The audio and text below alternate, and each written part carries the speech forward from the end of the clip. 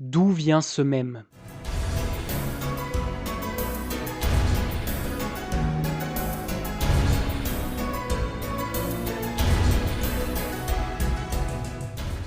Vous êtes sans doute assez nombreux à avoir vu ce mème récemment sur TikTok, que ce soit la scène que je vous ai montrée ou d'autres personnes, d'autres créateurs se mettant en scène à la place de ce personnage qui apparaît dans le mème, avec certains textes, certaines situations. Bref, c'est un mème assez sympa qui a pas mal tourné ces derniers temps sur TikTok. J'avais eu une petite idée pour le faire et je me suis dit que plutôt que de faire la trend, j'allais vous expliquer d'où ça vient parce que j'ai vu beaucoup de personnes demander d'où ça venait et beaucoup de personnes qui ne savaient pas d'où ça venait.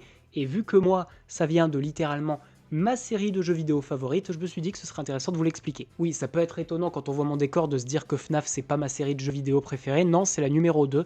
La numéro 1, c'est celle dont je vais parler aujourd'hui, on va parler de Danganronpa. En gros, ce mème vient de la série de jeux et de l'animé, parce que c'est une scène qui est aussi dans les jeux et dans l'animé, Danganronpa. Si vous ne connaissez pas, franchement, intéressez-vous à ça, c'est une excellente série de jeux et une excellente aussi série d'animé, et il y a aussi d'autres choses comme des livres, mais les romans sont pas nécessaires à comprendre l'histoire. Les 3 jeux sont largement suffisants et l'animé. Ces 2 jeux et un animé que je classerai dans horreur psychologique, thriller, enquête, meurtre et aussi escape game. En gros, le plot de base, c'est une quinzaine d'étudiants se retrouvent enfermés dans une école par un ours en peluche qui est le grand méchant, qui s'appelle Monokuma. Vous avez d'ailleurs déjà dû voir ce perso sur les réseaux, parce qu'il est assez connu en termes de mascotte. Et si l'un de ces étudiants souhaite sortir de cette école, et ne pas rester prisonnier à jamais de cette école, il doit tuer l'un de ses camarades sans être retrouvé par les autres. En gros, ce qui se passe, c'est qu'à chaque fois qu'il va y avoir un meurtre,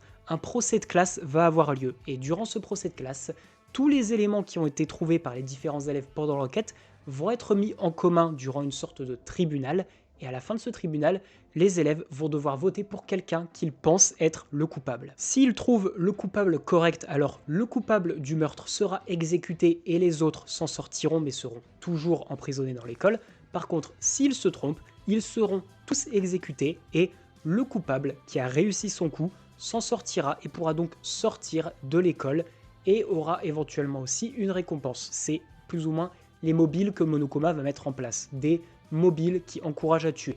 Des fois c'est de l'argent, des fois c'est des secrets honteux, des fois c'est menacer les personnes avec des membres de leur famille.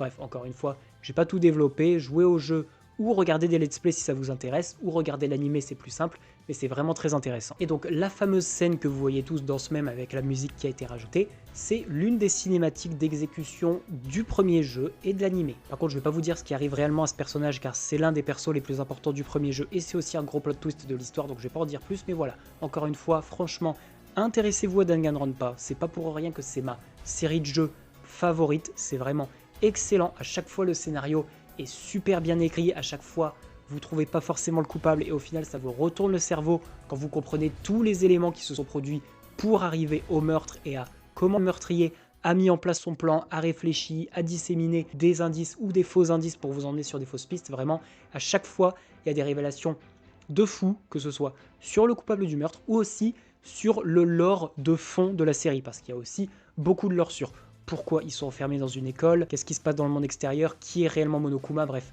C'est vraiment super intéressant et je vous encourage à vous y intéresser. C'est une série de jeux qui est assez vieille, hein. Le tout premier jeu est sorti en 2010, le deuxième en 2013 et le troisième en 2017. Pour comprendre l'histoire, il faut soit jouer au premier jeu ou regarder l'animé de la saison 1 de l'animé qui adapte le premier jeu, jouer ensuite au deuxième jeu qui n'existe pas sous la forme d'animé, puis regarder la saison 3 de l'animé, parce qu'il n'existe pas de saison 2, qui est en 2 arcs différents. C'est compliqué la chronologie, mais si vous voulez un jour je ferai un TikTok sur la bonne chronologie de Danganronpa. Et ensuite jouer au troisième jeu qui s'appelle Danganronpa V3, et pas 3, parce que Danganronpa 3, comme je vous l'ai dit, c'est la saison 3 de l'animé. Et pour ceux qui s'interrogeraient et qui voudraient savoir le nom de ce personnage, du coup, le nom de ce personnage c'est Kyoko Kirigiri, qui est aussi mon personnage préféré du premier opus de Danganronpa. Bref, je vous invite à le découvrir, et si vous n'avez pas envie de dépenser de l'argent pour les jeux, ce que je peux comprendre, parce que les 3 jeux cumulés plus un petit spin-off, ça revient assez cher.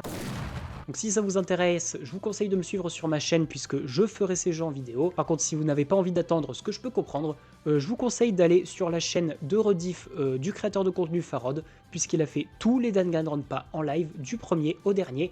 avec le patch français. Voilà, de mon côté, j'avais déjà joué au jeu en anglais parce que j'ai la chance d'avoir un très bon niveau d'anglais et j'avais beaucoup apprécié, ça m'a fait plaisir de les redécouvrir avec Farod. Voilà, j'espère que ça vous aura aidé. Maintenant, vous savez d'où vient ce mème que vous voyez un petit peu partout ces derniers temps sur TikTok.